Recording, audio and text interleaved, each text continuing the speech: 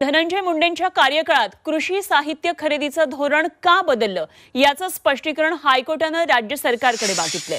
2016 ला सुरू झालेल्या डीबीटी योजनेमध्ये 2023 मध्ये बदल का केला गेला असा सवाल कोर्टाने विचारलाय आणि या संदर्भात राजेंद्र म्हात्रे यांनी जनहित याचिका दाखल केलेली होती। या जनहित याचिकेमध्ये तथ्य असल्याचं निरीक्षण हायकोर्टाने नोंदवलेलं आहे आणि या संदर्भात आता राज्य सरकारला उत्तर द्यायचं आहे, स्पष्टीकरण द्यायचं आहे। धनंजय मुंडे यांच्या कार्यकाळामध्ये कृषी साहित्य खरेदीचं हे धोरण बदललेलं होतं आणि या संदर्भातलं स्पष्टीकरण हायकोर्टाने राज्य सरकारकडे मागितलेलं आहे। एक जनहित याचिका या संदर्भात दाखल केलेली होती आणि ही याचिका योग्य असल्याचं, या याचिकेमध्ये तथ्य असल्याचं निरीक्षण हायकोर्टाने नोंदवलेलं आहे।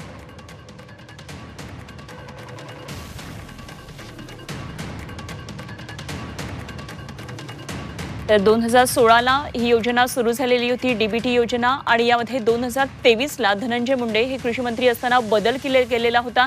तेव्हा हा बदल नेमका का केला गेला, कृषी साहित्य खरेदी धोरण का बदललं, मुंडेंच्या कार्यकाळामध्ये हा सगळा बदल झाला याचं स्पष्टीकरण आता हायकोर्टाने राज्य सरकारकडे मागितलेलं आहे। यावर आता राज्य सरकार नेमकं काय स्पष्टीकरण देते हे बघणं महत्त्वाचं ठरणार आहे। 2016 ला ही डीबीटी योजना सुरू झालेली होती आणि 2023 मध्ये या खरेदी धोरणामध्ये, कृषी साहित्य खरेदी धोरणामध्ये काही बदल करण्यात आले होते।